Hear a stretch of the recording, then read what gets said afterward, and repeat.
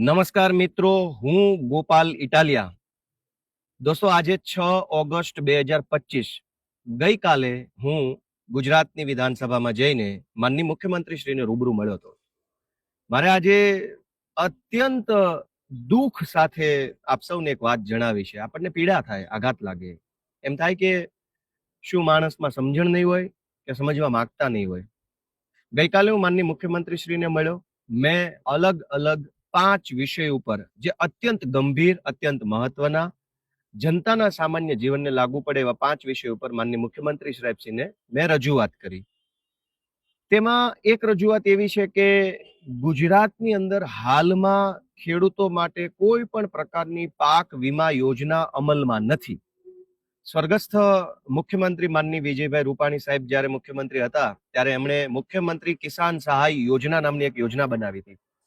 આ યોજનામાં એમણે એવું જાહેર કર્યું હતું કે અતિવૃષ્ટિ, અનાવૃષ્ટિ અને કમોસમી વરસાદ એટલે કે માવઠું, ખૂબ વરસાદ પડી જાય તો પણ ખેડૂતને પાક નુકસાનનું વળતર આપવું, બિલકુલ વરસાદ ન પડે, દુષ્કાળ થાય તો પણ ખેડૂતને નુકસાનીનું વળતર આપવું, માવઠું થાય તો પણ ખેડૂતને નુકસાનીનું વળતર આપવું. આવી એક યોજના વિજયભાઈ રૂપાણી સાહેબે બનાવી હતી, પરંતુ એ યોજના બની, એનો અમલ આજ દિવસ સુધી થયો નથી. મારી માંગણી એ હતી કે મોબાઈલનો વીમો હોય છે, માણસનો પણ વીમો હોય છે, પશુ પક્ષીઓનો પણ વીમો હોય છે, મકાનનો પણ વીમો હોય છે, દુકાનનો પણ વીમો હોય છે, માલસામાનનો વીમો હોય છે, ગોડાઉનનો વીમો હોય છે, કારનો વીમો હોય છે, બાઇકનો વીમો હોય છે, બધી જ વસ્તુનો વીમો છે. તો ખેડૂતે પકવેલા પાકનો વીમો કેમ ન હોવો જોઈએ? ખેડૂતના પાકને પણ જો નુકસાન જાય તો એને પણ વીમો મળવો જોઈએ. આટલી સરસ લોજિકલ, તાર્કિક રીતે જે માંગણી છે, અને માનનીય વિજયભાઈએ યોજના પણ બનાવી છે. મારી માંગણી એટલી જ હતી કે જે યોજના બની ચૂકી છે એને અમલમાં મૂકવામાં આવે તો ગુજરાતના કરોડો ખેડૂતોને એનો લાભ મળે. કેમ કે માવઠું હવે તો બહુ વારંવાર માવઠા થાય છે, કમોસમી વરસાદ ખૂબ થાય છે, અતિવૃષ્ટિ પણ ઘણીવાર થાય છે, ખેડૂતને પાકનું નુકસાન જાય છે, 1 પૈસાની સહાય મળતી નથી, ખેડૂત આત્મહત્યા કરી જાય છે. આવો સરસ વિષય મેં માનનીય મુખ્યમંત્રી શ્રી સમક્ષ રજૂ કર્યો. એ વાતની નોંધ ટીવીમાં ક્યાંય લેવાની નહીં. દુઃખ એ વાતનું છે કે ટીવીમાં ચર્ચા એ મુદ્દા પર થવી જોઈતી હતી કે ગોપાલ ઇટાલિયા જીવનમાં પહેલી વાર મુખ્યમંત્રીને મળ્યો તો એણે મુખ્યમંત્રીને જે વાત કીધી એ વ્યાજબી છે કે ગેરવ્યાજબી છે, યોગ્ય છે કે અયોગ્ય છે, જનતાના હિતવાળી વાત લઈને ગોપાલ ઇટાલિયા મળ્યો કે પોતાના રાજકીય એજન્ડા લઈને મળ્યો. ગોપાલ ઇટાલિયાએ જે ભાષા વાપરી એ રાજકીય એજન્ડા જેવી ભાષા હતી કે જનતા માટેની ભાષા હતી? આવા બધા મુદ્દાઓ પર ટીવીમાં ચર્ચા થવી જોઈએ, ડિબેટ થવી જોઈએ, લોકોનું ધ્યાન દોરાવવું જોઈએ. પણ ટીવીમાં શું ચાલે છે? એટલું બધું દુઃખ થાય છે મને, એટલું બધું અંદરથી આઘાત લાગે છે, પણ મારે શું બોલવું? હું બોલીશ તો કોણ સાંભળશે? કેવા એજન્ડા હાલે છે? કેટલા પ્રકારનું મતલબ ચૂથવાનું કામ હાલે છે, મુદ્દાને ચૂથવાનું કામ. મેં 5 મુદ્દા પર રજૂઆત કરી. એમાંના 2 મુદ્દા ખેડૂતો માટેના હતા. ઇકો સેન્સિટિવ ઝોન નાબૂદ કરવા માટેનો મેં રજૂઆત કરી. આસામની સરકારે આજથી માત્ર 2.5 મહિના પહેલા ઇકો ઝોન નાબૂદ કરવાનું જાહેરનામું બહાર પાડી દીધું. મેં એ જાહેરનામાનો નંબર, જાહેરનામાની તારીખ, તમામ વસ્તુ મુખ્યમંત્રીશ્રીને આપી અને કીધું કે જો આસામની સરકાર 2.5 મહિના પહેલા ઇકો ઝોન નાબૂદ કરી શકે તો આપણા ગુજરાતના ખેડૂતો તો 1.5 વર્ષથી ઇકો ઝોનની વિરુદ્ધ લડાઈ લડી રહ્યા છે. તો ટીવીમાં એ મુદ્દો આવવો જોઈતો હતો કે ગોપાલ ઇટાલિયા મુખ્યમંત્રીને મળ્યો તો મળીને જે બોલ્યો, જે કીધું, જે મુદ્દા લઈ ગયા એ જનતાના મુદ્દા હતા કે ખાલી રાજકીય રીતે એકાબીજા ઉપર કીચડ ઉછાળવાનું કામ કર્યું? ગોપાલે ધારાસભ્ય તરીકે શું કામ કર્યું, કેવું કામ કર્યું, સારું કામ કર્યું, ખરાબ કામ કર્યું, યોગ્ય કર્યું, અયોગ્ય કર્યું, વ્યાજબી કર્યું, ગેરવ્યાજબી કર્યું? ગોપાલે જે મુદ્દા કાયદા પ્રમાણે ઉઠાવ્યા એ કાયદા પ્રમાણે સાચા છે કે કાયદા પ્રમાણે ખોટા છે? એ બધી વસ્તુ ઉપર જો ટીવીમાં વિશ્લેષણ થાય તો હજારો લોકોને સાચી વાત જાણવા મળે. પણ મારું દુઃખ એ વાતનું છે કે ટીવીની અંદર એકદમ મતલબ ચૂથવાની વાતો હાલે છે, કેવા કેવા વિષયો, કેવી કેવી વાતો હાલે, જેનો ગુજરાતની આમ જનતાને કોઈ ફાયદો નથી. હું કાલે મુખ્યમંત્રીશ્રીને મળવા ગયો, મારા જીવનની પહેલી મુલાકાત હતી. પહેલી વાર મેં મુખ્યમંત્રીની ચેમ્બર જોઈ. મુખ્યમંત્રીની ચેમ્બરની બહાર મંત્રીઓ ઉભા હતા, અનેક ધારાસભ્યો ઉભા હતા, પૂર્વ ધારાસભ્યો ઉભા હતા, ગુજરાતના નામચીન લોકો જેને તમે જિંદગીમાં નજીકથી ના જોયા એવા લોકો ત્યાં ઉભા હતા. ઓછામાં ઓછા હું તમને એવું કહી શકું, અતિશયોક્તિ ન લાગે તો 100 જેટલા માણસો, ગુજરાતના ટોપ નામચીન માણસો છે, એ ત્યાં ઊભા હતા. અને લાઈન જેવું કોઈ લાઈનમાં નતું ઊભું, કેમ કે એટલા બધા જાજા માણસો હતા કે એ સારું, પણ બધા પોતપોતાની રીતે જેને જ્યાં જગ્યા મળે ત્યાં ઊભા હતા. કાલે મને ભાજપના અનેક ધારાસભ્યો મળ્યા, પૂર્વ મંત્રી મળ્યા, ચાલુ મંત્રી મળ્યા, ગુજરાતના પ્રતિષ્ઠિત આગેવાનો મળ્યા, વેપારીઓ મળ્યા, 100 વખત છાપામાં આવી ગયા હોય એવા સામાજિક ને રાજકીય અગ્રણીઓ, વેપારી અગ્રણીઓ મળ્યા, બધા જ મળ્યા છે. કેમ કે બધા જ મુખ્યમંત્રીની ચેમ્બરની બહાર ઊભા હતા, તો હું ઊભો હતો.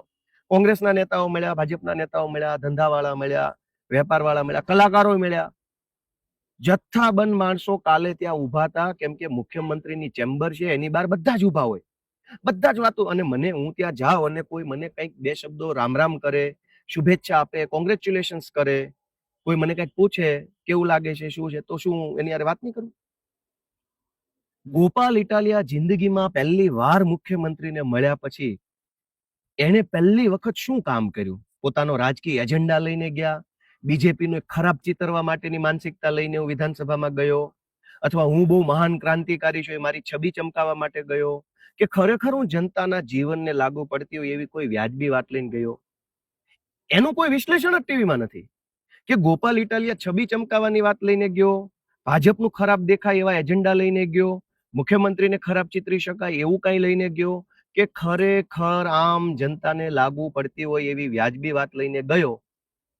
એ બાબત ઉપર ટીવીમાં કોઈ ચર્ચા જ નથી.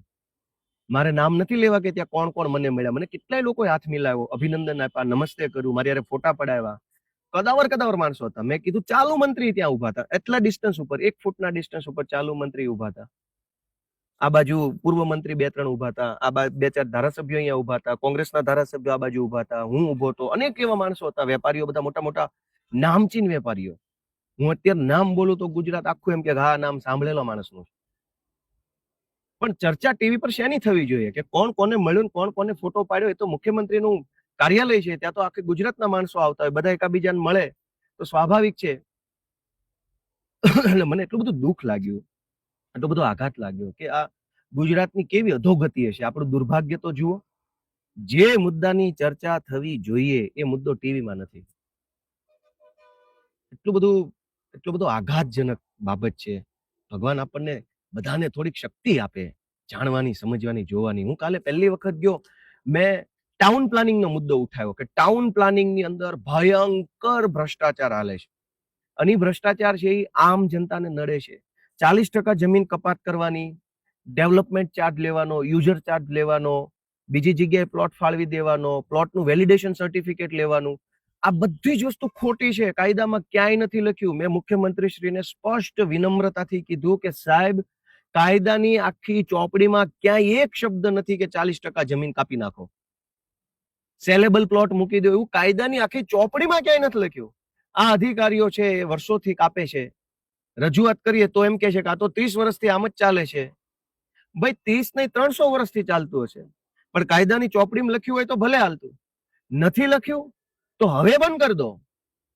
આટલો મોટો મુદ્દો હું લઈને ગયો, કેમ કે ગુજરાતના તમામ મોટા શહેરોમાં જે પાણી ભરાઈ જાય છે ચોમાસામાં, એની પાછળનું મુખ્ય કારણ ટીપી એક્ટનો અમલ નથી થતો. એટલે ટીપીનો અમલ થાય તો પાણી ન ભરાય. ગુજરાતના તમામ શહેરોમાં ગટરો ઉભરાઈ જાય છે, એના પાછળનું કારણ ટીપી એક્ટનો અમલ નથી થતો એ છે. ગુજરાતના તમામ મોટા શહેરોની અંદર ટ્રાફિક જામ અને પાર્કિંગના ઇસ્યુ છે, એનો કારણ ટીપી એક્ટ.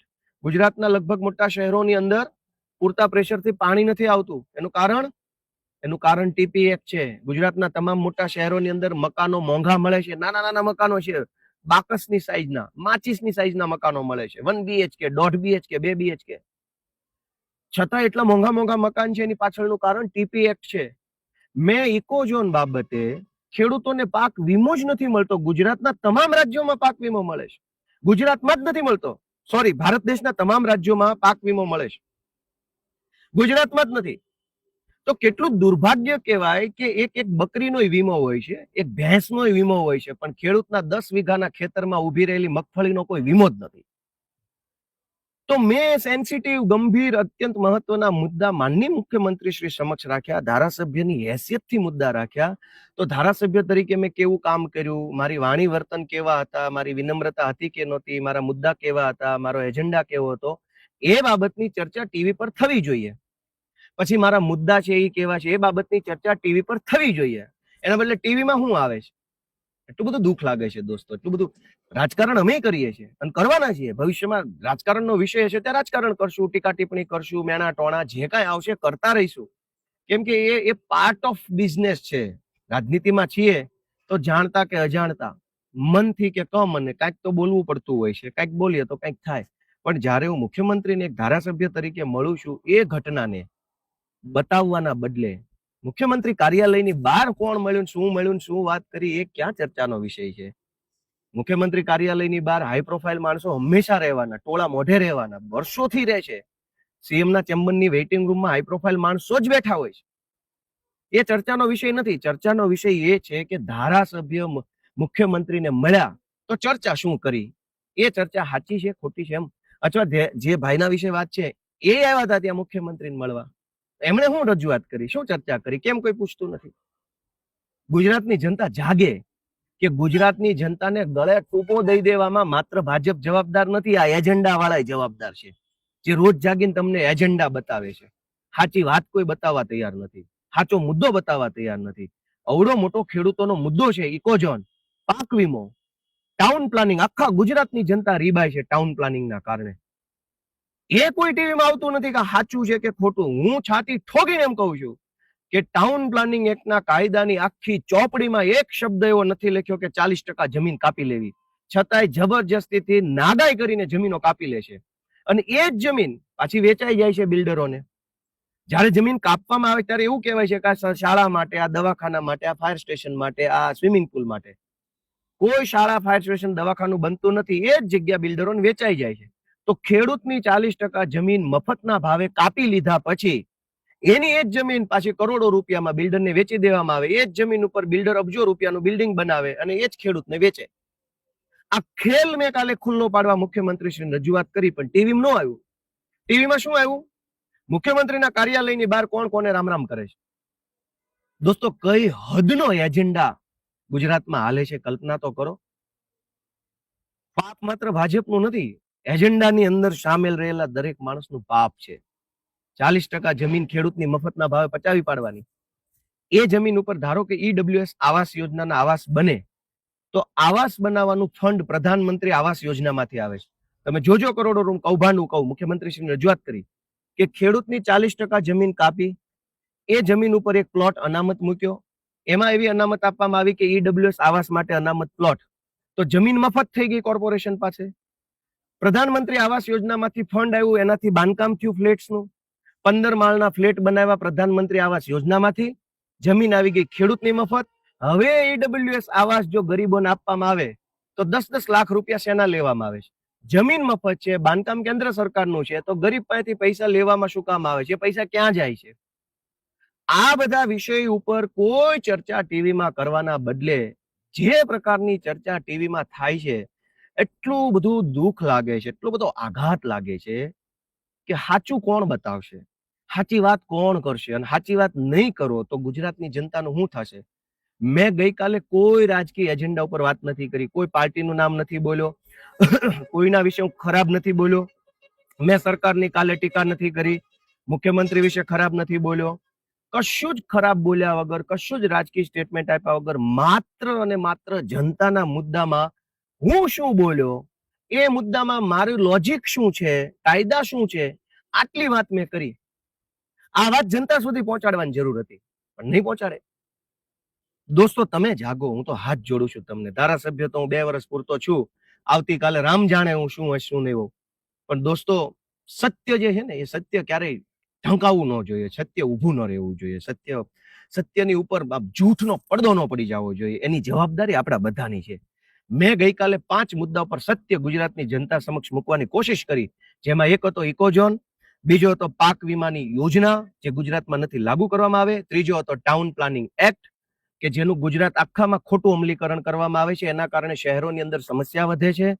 ચોથો મુદ્દો મારો હતો પવનચક્કી અને સોલાર ઉપર પ્રોપર્ટી ટેક્સ લેવો જોઈએ, કેમ કે એ પણ એક પ્રકારની પ્રોપર્ટી છે. અને 5મો મુદ્દો મારો હતો કે માલધારી સમાજને વાડા ફાળવવામાં આવે જેથી કરીને પશુપાલન સારી રીતે કરે.